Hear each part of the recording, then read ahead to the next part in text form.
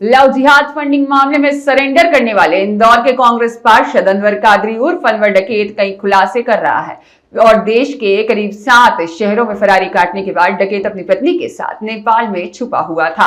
लेकिन जब Indore crime branch police Nepal पहुंची तो उसने नेपाल में ही भेष बदल लिया और सिक्किम, अरुणाचल प्रदेश, महाराष्ट्र से होते हुए भुसावल और फिर बुरहानपुर होते हुए इंदौर पहुंचकर सरेंडर कर दिया। दरअसल 14 जुलाई को इंदौर के बाणगंगा इलाके की रहने वाली 2 युवतियों ने लव जिहाद और दुष्कर्म के मामले में अलग अलग 2 FIR दर्ज करवाई थी, जिसमें दोनों आरोपियों अल्ताफ और साहिल को कांग्रेस पार्षद अनवर कादरी उर्फ डकैत द्वारा 3 लाख की फंडिंग के आरोप लगे थे।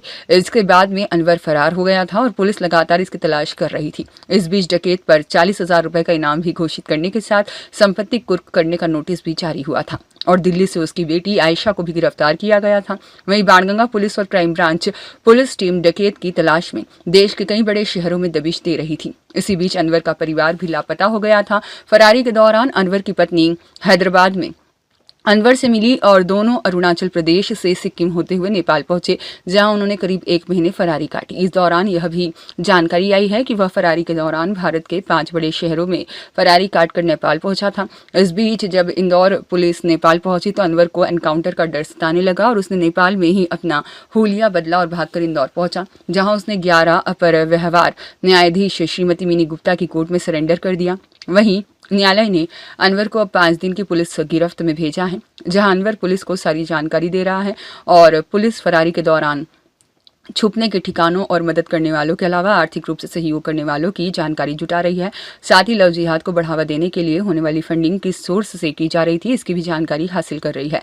पुलिस का मानना है कि फिशरीज फर्म और विदेशों से आए पैसे से लव जिहाद को बढ़ावा दिया जा रहा था, जिसे देखते हुए अनवर के बैंक खातों की भी जांच की जा सकती है। साथ ही फरारी के दौरान सहयोग करने पर उसकी पत्नी को भी आरोपी बनाया जा सकता है। हाँ, चूँकि संगीन धारा में प्राथमिकी थाना बाणगंगा में दर्ज है और उस पर से उन धाराओं के मुताबिक वो सारे साक्ष्यों को जुटाया जा रहा है। देखने में आया हुआ है कि 14 जुलाई को प्राथमिकी दर्ज हुई थी और 15 जुलाई से पुलिस की पकड़ से दूर भागा हुआ था, तभी से हमारी टीमें लगी हुई थी। अभी तक की पूछताछ में यही तथ्य आए हुए हैं कि वो किन किन लोगों के साथ में किन किन जगहों पर भागा हुआ था, किन किन लोगों के द्वारा संरक्षण दिया गया है। कुछ चीज़ों की जानकारी लगी हुई है, जिनकी पुष्टि करने के लिए हमारी टीमें लगी हुई हैं और जैसे ही पुष्टि हो जाती है और पुष्टिकारक साक्ष्य मिल जाते हैं तो आगे की वैधानिक कार्रवाई सुनिश्चित की जाएगी।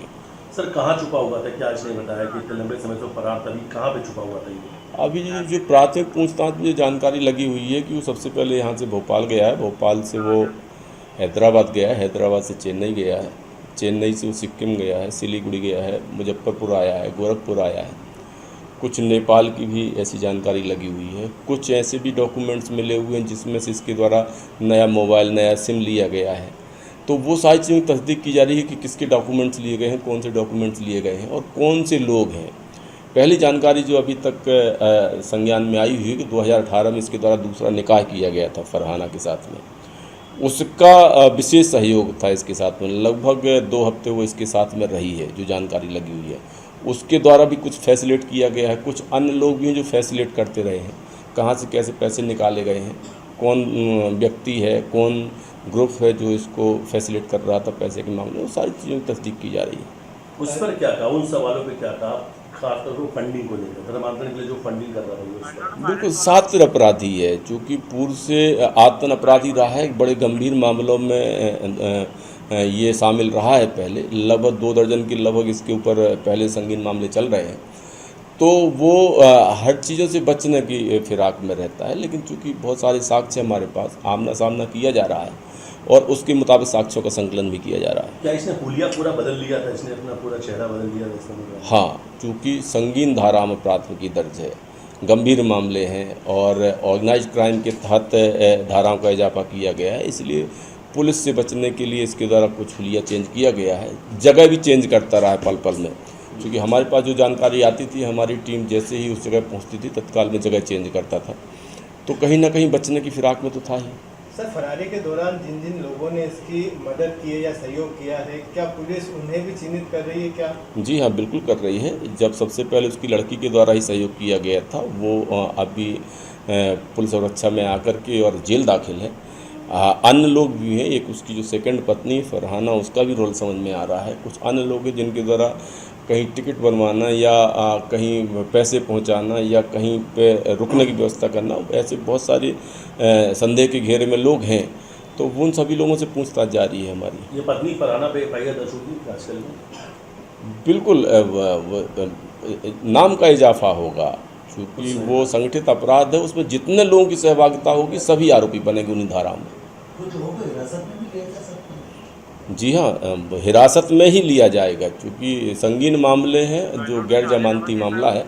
तो सभी को जैसे ही तथ्य मिल जाएंगे, वो तथ्यों की पुष्टि हो जाएगी, तत्काल हिरासत में लेकर के आगे की पूछताछ की जाएगी। कितने दिनों के रिमांड पर आप लोग? अभी लगभग 1 हफ्ते के रिमांड पर है, और चूँकि लंबे समय से लगभग 1.5 महीने से वो यहाँ से वहाँ जगह बदल रहा था, बहुत सारे साक्ष्य यहाँ वहाँ भी छिपाए होंगे, तो उन सभी की तस्दीक करने के लिए हमारी टीमें जाएंगी।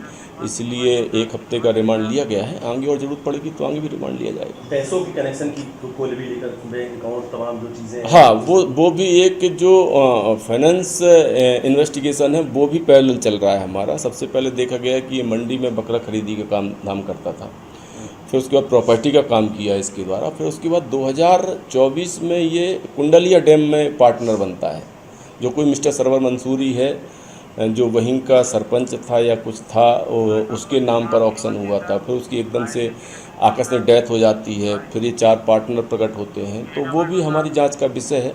उस पर भी हमारी टीम लगी हुई है, जांच कर रही है। कितने और भी इसने स्लीपर सेल बना रखे थे इस तरीके के नामांतरण के खेल के लिए, क्या अलग अलग राज्यों में एक नेटवर्क खड़ा कर रहा था ये धीरे कादरी?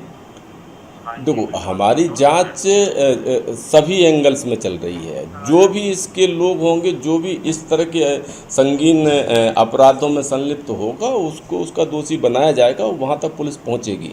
ये हमारी जांच चल रही है। झांगुर बाबा और बचली ये भी कनेक्शन है सर? ये ऐसा आपके? नहीं, हम किसी चीज़ से इनकार नहीं करते हैं, क्योंकि अभी हमारी अभिरक्षा में आया हुआ पूछताछ चल रही है। एक एक तथ्यों को उजागर किया जा रहा है, उसके मुताबिक साक्ष्यों का संकलन किया जा रहा है। जहाँ तक लिंक जाएगी, जहाँ तक साक्ष्य मिलेंगे, वहाँ तक के लोगों को दोषी माना जाएगा।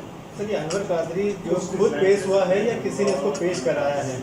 वो भी हमारी विवेचना का अंग है। हमारी टीम लगी हुई है कि कौन से ऐसे एसोसिएट्स हैं जो इसको संरक्षण दे रहे थे, किन के माध्यम से पहुंचा हुआ है, किन के द्वारा अपराध में सहयोग किया गया है। वो सारे लोग हमारे राडार में हैं, हमारी जांच का अंग है। क्या कांग्रेस से कोई बड़े नेता के संपर्क में भी था? क्या कुछ ऐसी बात भी इसने बताई? क्या फरारी दौरान किसी कांग्रेसी ने भी उनकी मदद की? नहीं, अभी हम जो लोग हैं जिनके नाम आए हुए हैं उसको विवेचना का अंग बनाया गया है, लेकिन उनकी पहले पुष्टि की जाएगी। पुष्टि करने के बाद ही किसी तरीके से ओपन प्लेटफॉर्म में वो बात रखी जाएगी। सर, फ़ोन नंबर में कोई ऐसे नंबर मिले हैं क्या सर जो बात करी हो इनने, या ऐसा कोई महत्वपूर्ण? जी हाँ, बहुत सारे नंबर हैं, बहुत सारे मोबाइल नंबर भी इस्तेमाल हुए हैं, बहुत सारे इंस्ट्रूमेंट भी मोबाइल के इस्तेमाल हुए हैं। वो हमारी विवेचना का अंग है, उनकी तस्दीक की जा रही। वजह सबूत वो सबसे पहले उनको रिकवर किया जाएगा, फिर आगे की उसके मुताबिक वैधानिक धाराओं का इजाफा किया जाएगा और आगे कार्रवाई की जाएगी। और वो जांच का विषय है। जो भी नाम आएगा, जिसके मुताबिक जो भी साक्ष्य आएंगे, तो फिर उनको डायरी में जगह दी जाएगी।